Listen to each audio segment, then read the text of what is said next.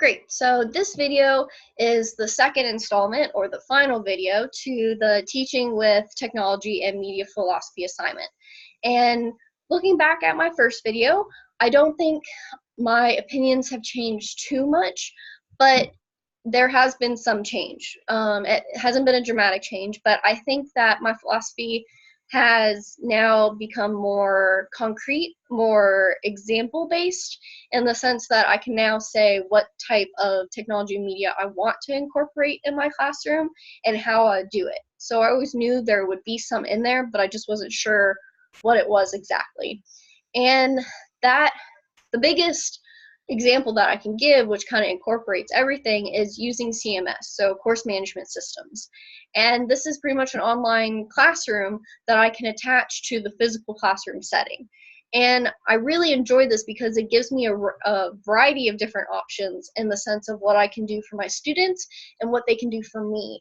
And two of the biggest factors is accessibility and assessments. So with accessibility, it provides students the opportunity to look at things at any given time.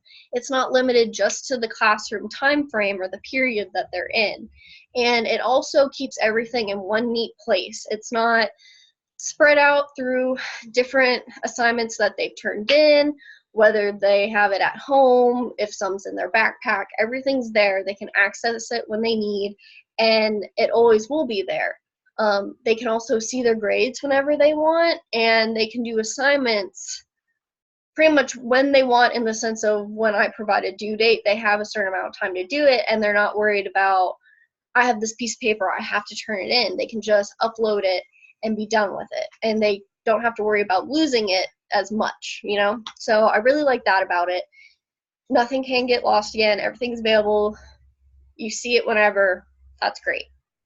Assessment-wise, what that means for me is that I can now assess students' understanding in a multitude of ways. It's not limited to paper and pencil test, but now students can take these assessments online using these course management systems and give me more detailed responses because of what I can give them to analyze. And that just means that I can now put YouTube videos in these assessments where they can watch something and they can rewind it whenever they want, look over it a couple times, and then answer the questions. It's not limited to just the classroom. So not everyone processes things at the same time, so having that option to be able to go back whenever they want is really great, and it assesses them better because now they're taking their time and really watching the video. They're not just stuck to one time frame of learning. And I can also do different types of media as well, so I can put audio files, or I can put links to articles for them to read and listen to, which also helps because they can read at their own pace. They're not limited to the class time of 30 to 90 minutes, and they can really listen to something. They can pause it. They can figure out if that's what they really heard or not. And I really like that because, again, it assesses them better because they're taking their time with it. They're not being rushed. They're not being told they have to complete it in 10 minutes. And I really enjoy that.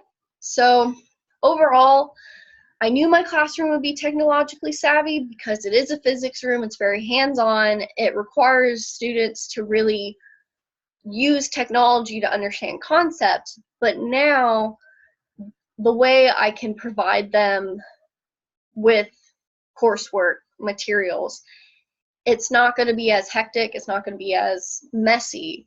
And I can assess them in a more detailed manner because of what I can give them and how much time I can provide.